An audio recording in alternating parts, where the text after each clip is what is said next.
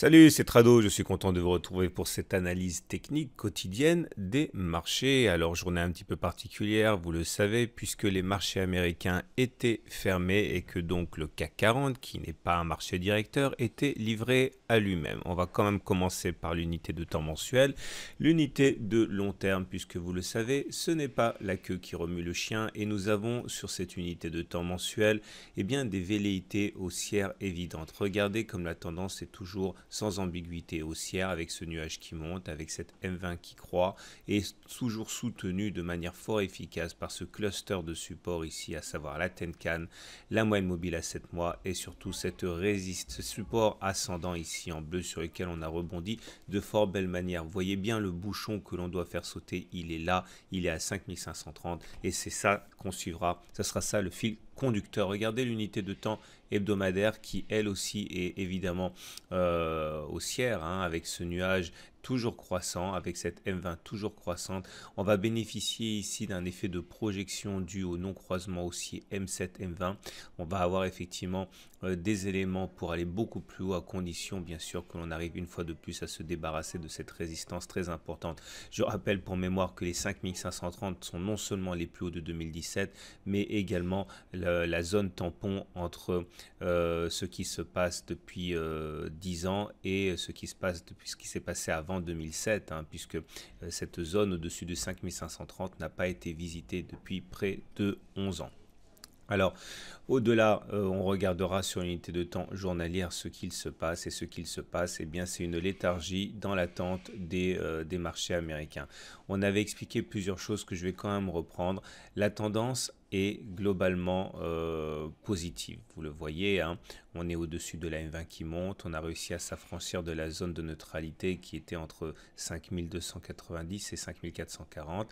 Et on est venu et on vient buter toujours sur cette zone ici comprise entre 5520 et 5535.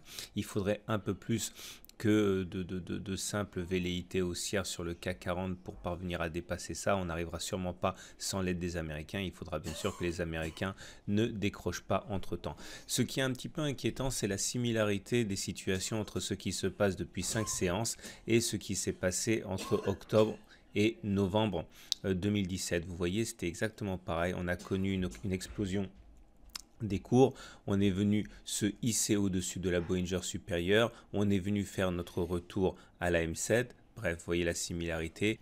Et après, on a eu une situation où l'accélération baissière s'est produite une fois que l'on a eu cassé la M7. Et c'est définitivement à ça que l'on veut éviter. Parce que je vous rappelle que lorsqu'on a un setup Tradobull, c'est-à-dire lorsque l'on sort au-dessus de la Bollinger supérieure et que l'on revient à l'intérieur des Bollinger supérieures, on peut aller chercher la M7, c'est l'objectif à minima, mais on peut également aller chercher la Tenkan, voire la M20. Pour l'instant, la M7 suffit, il ne faudrait pas casser la M7. Et notre rempart, c'est ce gap qui a été ouvert entre le 5 janvier et le 8 janvier et qui joue un rôle parfait de support. Alors, si on devait casser ce support, si on devait casser en fait le bas du trading range dans lequel on est comprimé depuis 5 séances, et bien dans ce cas, un retour sur les 5441 serait assez prévisible, tout comme par la suite un contact avec la Tenkan à cause des forces d'attraction. Donc il faudra vraiment très bien surveiller cette zone comprise entre 5480 et 5520. Si on arrive à faire sauter le bouchon des 5530, on a plusieurs objectifs haussiers. Tout d'abord l'objectif ici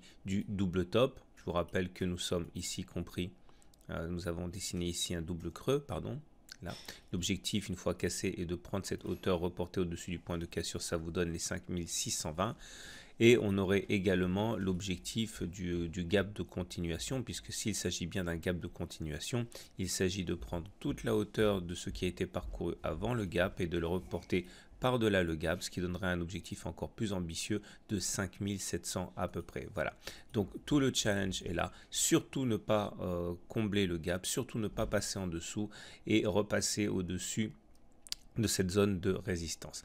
Regardez les indicateurs techniques qui sont toujours aussi avec le MACD qui est au-dessus de son signal, avec le momentum qui est au-dessus de 0, le RSI au-dessus de 50, tout se passerait très bien. Méfiance, méfiance, regardez le MACD 0 retard ici qui vient d'entamer son croisement. Il faut savoir qu'il est très en avance sur le MACD normal.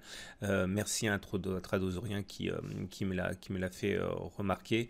Regardez ici, on a croisé le signal, c'était le 6 novembre, bien avant le croisement sur le MACD classique, hein, donc faites attention à ça. Il est plus nerveux, il a tendance donc à réagir de manière plus intempestive, mais il est un élément intéressant pour suivre de manière anticipée ce qui peut se produire. Donc maintenant, je vous propose pour terminer le plan de trade qui n'a pas changé d'un iota. Ce que l'on a, c'est de manière évidente un trading range qui s'est construit entre 5490 et 5520. Vous voyez comme les oscillations sont très pures à l'intérieur. Nous avons encore eu l'occasion de visiter le haut de ce trading range en séance, hein. Alors si vous êtes vraiment des nerveux et si vous avez surtout le temps de vous consacrer à ça, vous pouvez effectivement faire de l'intraday entre ces deux bornes. Mais je considère surtout que c'est une cassure des 5535 qui donnera un potentiel haussier très important, comme une cassure des 5490 permettrait de viser en intraday les 5470 et en cas de clôture en dessous d'aller chercher les 5440. Regardons maintenant le DAX, hein, l'indice phare allemand, qui lui aussi végète avec une perte de 0,34%. Lui aussi a refusé de prendre des initiatives en l'absence des marchés américains. On remarquera que le nuage est toujours à plat, comme pour le CAC 40, signifiant en fait que la tendance n'est pas établie et que globalement, eh bien, on est toujours circonscrit par la borne haute ici des 13 480 qu'il faudra impérativement passer pour se donner de l'air. Le Belvin qui également marque le pas, hein, avec une stagnation, mais sa force demeure assez intéressante, hein, puisque lui ne corrige pas. Ça va se payer à un moment. Je pense malheureusement que cette bulle ici qui n'a pas été traitée, suivie de 5 séances ici qui ne manifestent pas d'un véritable affaiblissement de la tendance, nous invite à considérer que non seulement la M7 sera touchée, mais peut-être même pire.